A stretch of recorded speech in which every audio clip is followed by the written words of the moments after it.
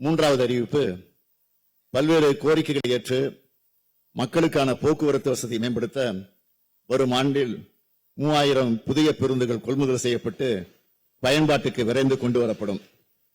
நான்காவது அறிவிப்பு, இந்த அரசு பதவியேற்ற பின் ஏழை எளிய பட்டியலின மக்களுக்கு 2,67,637 மனைகள் வரன்முறைப்படுத்தி பட்டா வழங்கப்பட்டிருக்கு.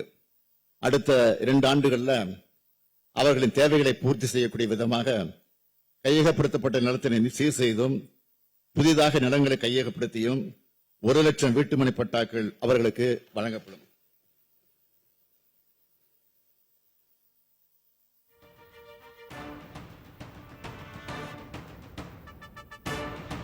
மாண்புமிகு பேரவைத் தலைவர்களே, எங்களுக்கு வாக்களித்த மக்களும் எங்களுக்கு வாக்களிக்காத மக்களாக இருந்தாலும் எங்க மனசாட்சியும் தான் நீதிபதிகள். மக்கள் மகிழ்ச்சியா இருக்காங்க.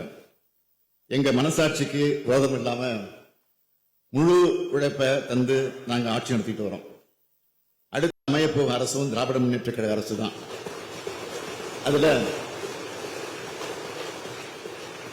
அதுல எனக்கு இம்மையளவும் சந்தேகம் இல்லை, தமிழ்நாட்டு மக்களுக்கும் சந்தேகம் இல்லை.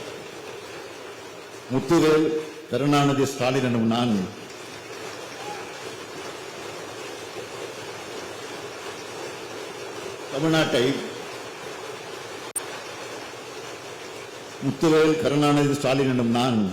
தமிழ்நாட்டை மேம்படுத்தும் தொண்டை மேல் போட்டுக்கொண்டு அதே பணியாக இருப்பவன்.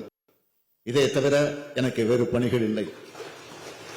என்னுடைய சிந்தனையும் செயலும் தமிழ்நாடு தான். தமிழர்களையும் தமிழ்நாட்டையும் சுத்தி வருது. நான் பிறந்தப்போ ஸ்டாலின் பேசிவிட்ட தலைவர் கலைஞர், வளர்ந்தப்போ உழைப்புன்னு பேசிவிட்டனர்.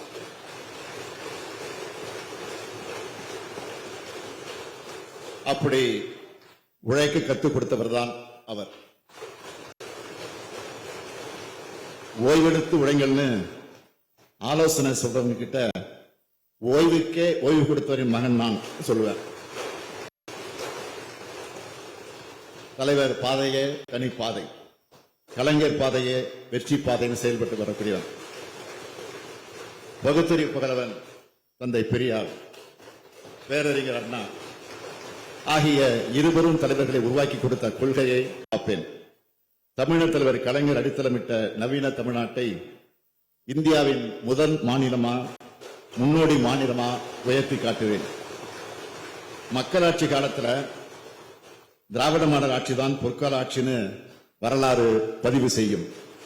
இந்த பொற்கால ஆட்சியை காலங்காலமா தொடரும். மாண்புமிகு பேரவைத் தலைவர்கள் கடந்த 2 நாட்கள்ல மொத்தம் 25 உறுப்பினர்கள் பேசியிருக்கிறாங்க. ஆளுநர் உரைக்கு நன்றி தெரிவிக்கக்கூடிய தீர்மானத்தின் மீது 10 உறுப்பினர்கள் 112 திருத்தங்களை வழங்கியிருக்கிறாங்க. இந்த அரசுக்கு உதவுற வகையில பல்வேறு ஆக்கப்பூர்வமான ஆலோசனைகளையும் விமர்சனங்களையும் தெரிவிச்சிருக்கிறாங்க. தன்னுடைய தொகுதிக்கான கோரிக்கைகளையும் முன்வச்சிருக்கிறாங்க. அவை அத்தனையும் உரிய அமைச்சர்களுக்கு அனுப்பப்பட்டு நடவடிக்கை எடுப்பதற்காக அனுப்பி வைக்கப்பட்டிருக்கிறது. உங்க ஆலோசனைகளை கருத்திலே கொண்டு அதுல நியாயமான கோரிக்கைகளை இந்த அரசு உறுதியாக நிறைவேற்றி தரும். எனவே இந்த விளக்கத்தை ஏற்றுக்கிட்டு மாண்புமிகு உறுப்பினர்கள் தங்களுடைய திருத்தங்களை திரும்ப பெற்றுக்கொண்டு ஆளுநர் உரைக்கு நன்றி தெரிவிக்கக்கூடிய தீர்மானத்தை நிறைவேற்றி தர வேண்டும் என்று கேட்டு என் உரையை நிறைவு செய்கிறேன். நன்றி, வணக்கம்.